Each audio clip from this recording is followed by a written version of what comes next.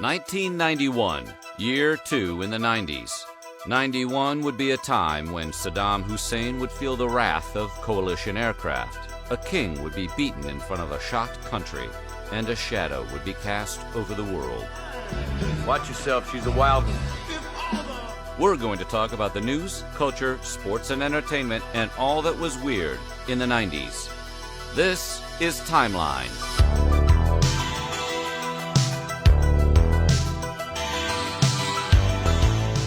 This one's going to be fun because it's all about 1991. I need your clothes, your boots, and your motorcycle. You forgot to say please. This is 1991. The year started with a leadoff hit when on January 7th, Major League Baseball's all-time hits leader, Pete Rose, was released from a minimum security prison. Charlie Hustle, who had been serving 5 months for federal income tax evasion, took it to the halfway house called Talbot House, where residents typically shared their room with 2 or 3 other people. A little over a week later, on January 16th, the winds of war kicked up when President George H.W. Bush announced the commencement of Operation Desert Storm. The attack began within hours, with waves of coalition warplanes attacking targets in and around Iraq. Besides military targets, American forces also bombed strategic locations like Iraq oil refineries, the international airport, and even the presidential palace of President Saddam Hussein. I wonder if homeowners insurance covers that. Just 2 days later, on January 18th, 13,000 fans showed up at the Salt Palace in Salt Lake City, Utah to watch AC/DC perform. The band was playing the recent hit Thunderstruck when the crowd surged toward the stage.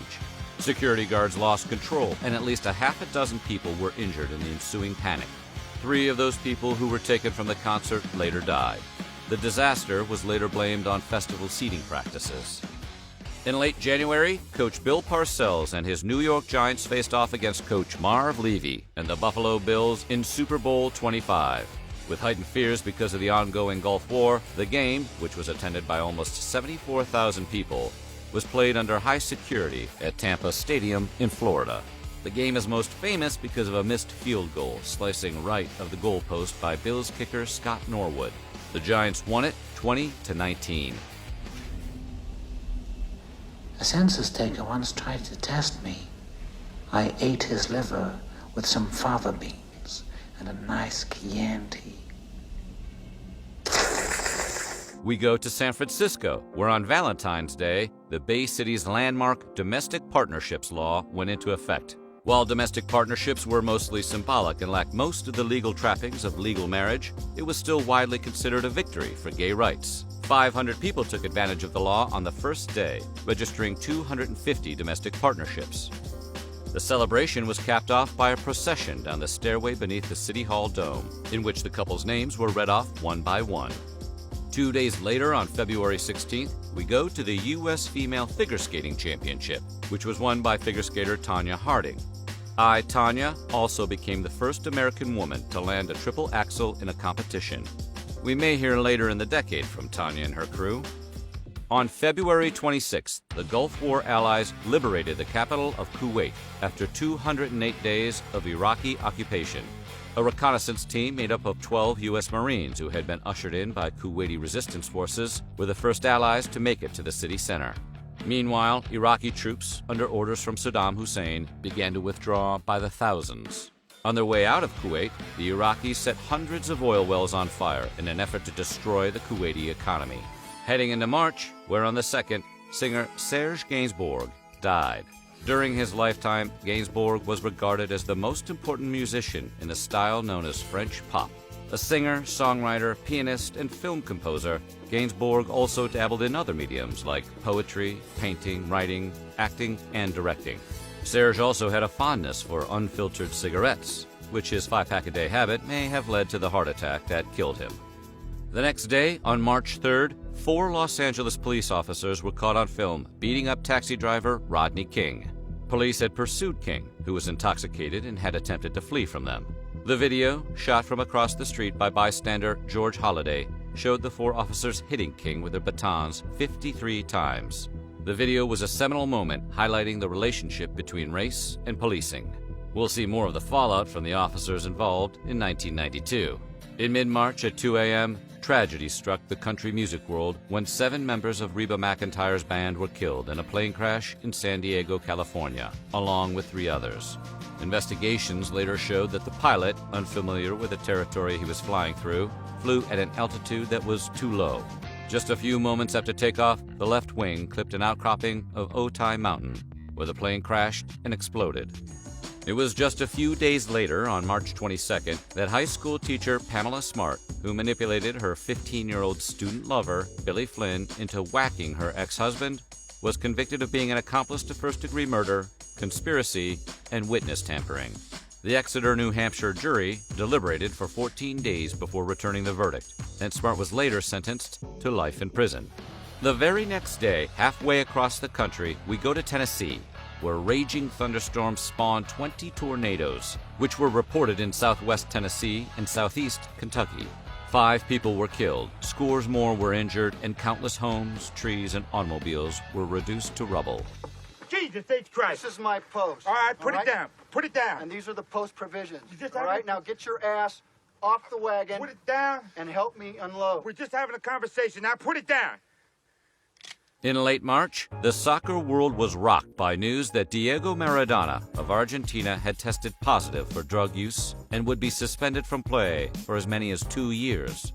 Only a year earlier, Maradona had led Argentina to its 2nd consecutive World Cup final and Napoli to its 2nd Italian League championship. Moving into April, disasters struck again when a plane collided in mid-air with a helicopter over Marion, Pennsylvania, a suburb northwest of Philadelphia. 7 people died, including United States Senator John Heinz. Heinz, whose family were the heirs of the Heinz Food Company, was the sole passenger aboard the plane, which had been experiencing problems with its landing gear. A helicopter in the area was enlisted to help determine if the landing gear was down or not, but it came too close to the plane, and the 2 aircraft collided. Heinz's widow, Teresa, would carry on his philanthropic endeavors and later married Senator John Kerry. In mid-April, the world lost legendary film director David Lean, who passed away on April 16th. Considered one of the greatest directors of all time, the 83-year-old British filmmaker won Oscars for Best Director for films Bridge on the River Kwai and Lawrence of Arabia, as well as directing classic films such as Dr. Zhivago and A Passage to India. Heading into May, President George H.W. Bush was taken to Bethesda Naval Medical Center after experiencing an irregular heartbeat. The 66-year-old president, who had been jogging with Secret Service agents at Camp David, had complained about shortness of breath. Bush was held overnight at the hospital for observation, but tests showed that other than the irregular heartbeat, he was in good condition. Bush would eventually be diagnosed with a thyroid condition named Graves' disease. On May 15th, real life imitated art, or at least the movie Naked Gun, when the real Queen Elizabeth went to a Major League Baseball game. Fresh out of the hospital, President Bush took Her Majesty to a game between the Baltimore Orioles and the Oakland Athletics. The Queen also got to meet MLB stars Tony La Russa, Jose Canseco, and Cal Ripken Jr. That must have been enough for the Queen Mum, because she departed after the 2nd inning. Baseball, it's no cricket. Moving into June, every parent's worst nightmare came true when 11-year-old J.C. Lee Dugard was abducted while walking to a school bus stop near her home. Dugard remained missing until August of 2009, when she was discovered in the custody of Philip and Nancy Garrido. During her kidnapping, Dugard had given birth to 2 daughters, who were 11 and 15 at the time of her reappearance. Philip Garrido was sentenced to 431 years to life in prison, while his wife only got 36 years. California lawmakers approved a $20 million payment to Dugard and her 2 children. Dugard would later write a book about her experience called A Stolen Life, a memoir.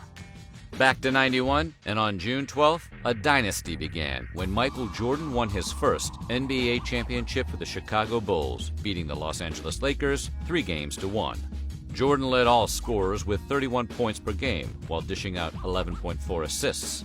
Oh, yeah, and Jordan also hit this iconic shot. Oh, a spectacular move by Michael Jordan.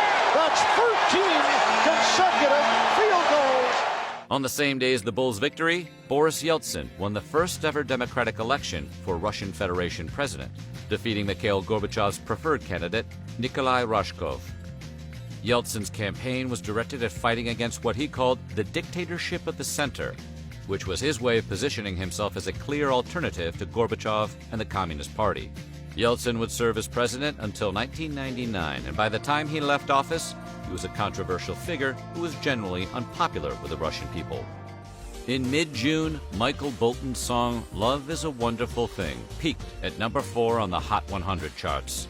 The song was included on Bolton's album Time, Love, and Tenderness, which would go on to sell 16 million copies worldwide. Good. The song prompted the Isley Brothers to file a lawsuit for copyright infringement. They also had a song called Love is a Wonderful Thing, but they recorded and released it in 1964. Bolton claimed he had never heard the Isley Brothers song, but a jury disagreed and granted the Isleys the largest plagiarism settlement in the history of the music industry, ordering Bolton to fork over $5 million of the song's profits. Justice. Speaking of crime, just 4 days later, Pablo Escobar, the head of the Medellin cartel, was taken into custody by Colombian authorities. Escobar, who was one of the most wanted men in the world, negotiated his surrender for a month with an 82-year-old Catholic priest. He finally agreed to turn himself in after an assembly rewrote the Colombian constitution to ban extradition. The drug kingpin was taken to a luxurious private prison on the outskirts of Medellin. We may hear more from the Narcos King later in the decade. For you true historical crime fans out there, on June 26th, Kentucky's chief medical examiner put a persistent conspiracy theory to rest when he announced the results of tests conducted to determine U.S. President Zachary Taylor's cause of death. Some had suspected that the 12th president, who died in 1850 at the age of 65, was poisoned by Southern politicians because he opposed extending slavery into the western states. Taylor's body was exhumed and DNA samples were taken, but no foul play was discovered.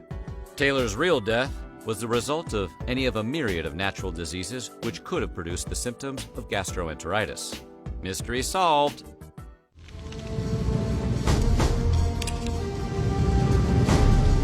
Hasta la vista, baby. July 11th brought what astronomers refer to as a total solar eclipse of the sun. A solar eclipse is when the moon passes between the sun and the earth, obscuring the image of the sun in whole or in part. A total solar eclipse is when the moon's perceived diameter is larger than the sun's, blocking all direct sunlight and literally turning day into night. The darkness moves in a narrow path across the Earth's surface, with a partial solar eclipse visible over a region thousands of miles wide. This total solar eclipse first cast its shadow over the Pacific Ocean and Hawaii, and moved across Mexico, down through Central America, finally ending over Brazil. The darkness lasted as long as 7 minutes in some places, and according to astronomers, the Earth won't see a longer total eclipse until June 13, 2132. I'm talking about the message, what it stands for. It's called gentrification. It's what happens when the property value of a certain area is brought down. Huh? You listening? Yeah. On the last day of July, the United States Senate voted to lift a ban against women flying combat missions for the Air Force, Navy, and Marine Corps. At the time, women were already working as test pilots for jet fighters, training U.S. combat pilots and flying transports, tankers, and other military aircraft. It took 3 hours of debate, but in the end, the measure was approved 96-3. Moving into August, Metallica released its 5th studio album. Technically titled Metallica, the record is now better known as the Black Album. It contained future classics like Enter Sandman, Nothing Else Matters, The Unforgiven, and Sad But True, almost all of which spawned hit music videos as well. The album debuted at number 1, selling 598,000 copies in its first week, and was certified platinum in just 2 weeks, and then spent 4 consecutive weeks atop the Billboard 200. The very next day, on August 13th, the man behind the Barbie doll, Jack Ryan, died. Ryan also invented other classic toys like Hot Wheels cars and Chatty Cathy dolls, and held over 1,000 patents as VP of Research and Design for the toy giant Mattel. But Ryan designed a lot more than just toys. The inventor also designed Sparrow and Hawk missiles for Raytheon, and was once married to Zsa Zsa Gabor. Now, that's a life. On August 15th, Paul Simon gave a free show in New York's Central Park. Park shows were common in the 1970s and 80s, when acts like James Taylor, Elton John, and Jefferson Airplane played. but became unpopular after gangs and hooligans run amok following the 1983 Diana Ross concert. Backed by a 17-piece band, Simon drew 750,000 New Yorkers to the show. Simon later said that the concert was the biggest thrill of his career. Sticking with music, on August 27th, Seattle band Pearl Jam introduced itself to the world with its debut album, 10. Made up of former members of Mother Love Bone and a then-unknown Eddie Vedder, Pearl Jam's first album featured hits like Alive, Even Flow, Jeremy, and Black. At first, it received a lukewarm reception and sales were slow. But by January of '92, it would enter the U.S. albums chart, where it would stay until 1996, selling over 10 million copies in that time. How appropriate. The name 10 actually refers to the band's favorite NBA player's jersey number, who was Atlanta Hawk guard Mookie Blaylock. Now, these decisions should be easy, but if you take a look inside Herman's head, you'll see why he sometimes has trouble making up his mind. On September 13th, Montreal's Olympic Stadium was rattled when a 55-ton slab of concrete fell from the roof of the Olympic Stadium's walkway. Officials would go on to blame complications caused by nearby construction of a soccer stadium. Luckily, no one was hurt, but the stadium was immediately closed for repairs, and the Montreal Expos had to play all of their remaining MLB games for the season on the road.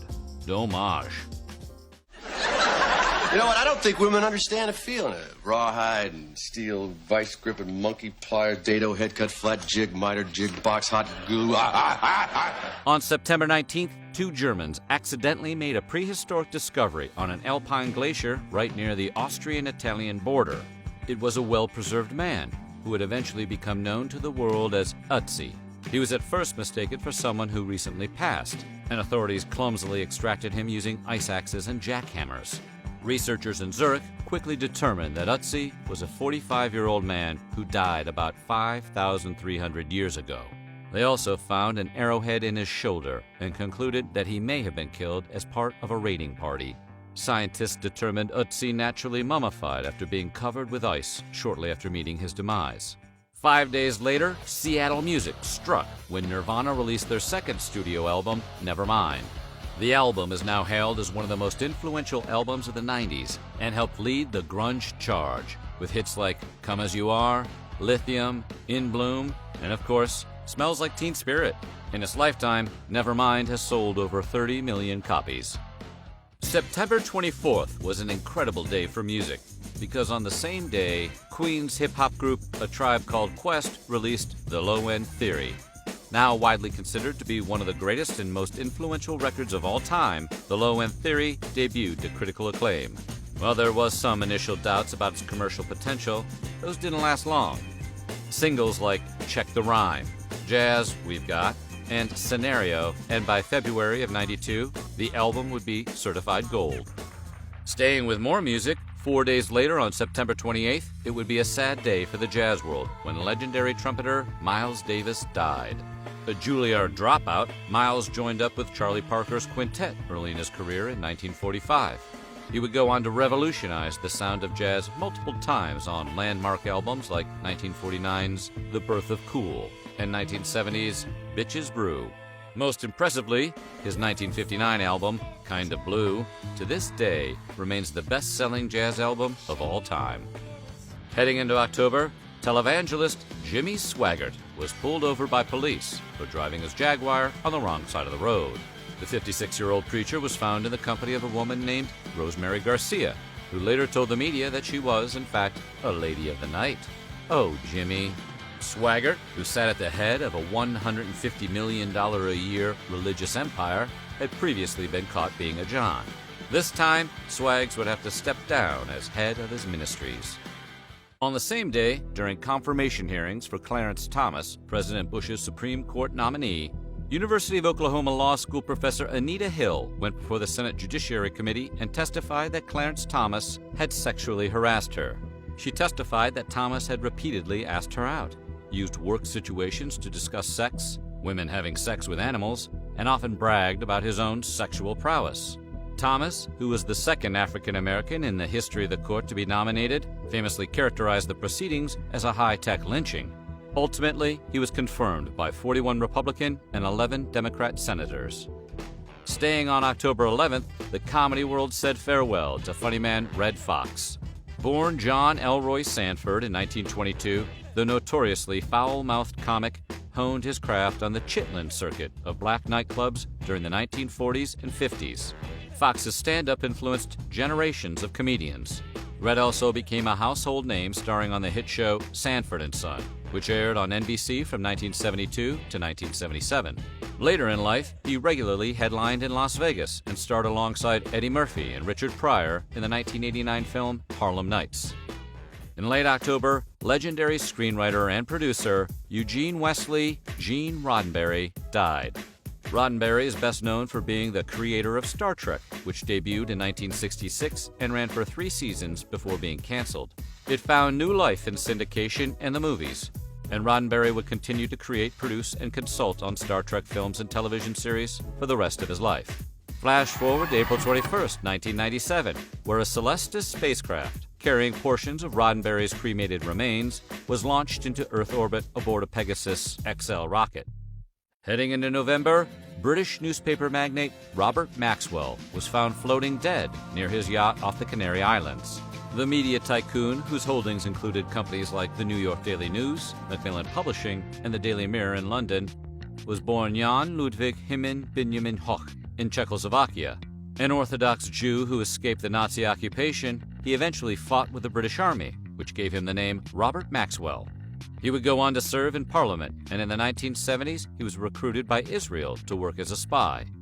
After his death, huge discrepancies were found in his company's finances, including hundreds of millions of dollars that Maxwell had stolen from pension funds.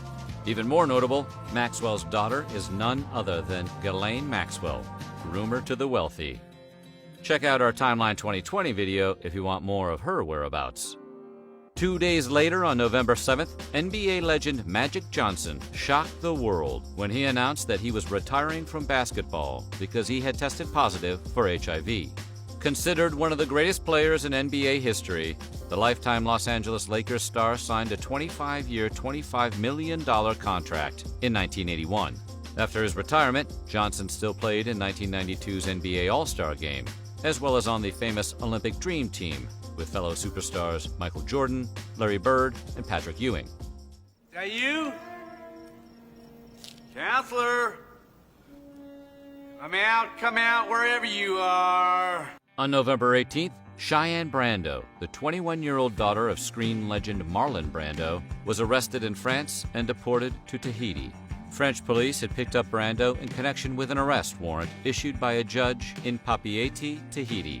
Cheyenne had been charged with complicity in the murder of her boyfriend, Dag Drolet, who was killed by her brother Christian Brando on May 16, 1990, at Marlon Brando's Hollywood mansion.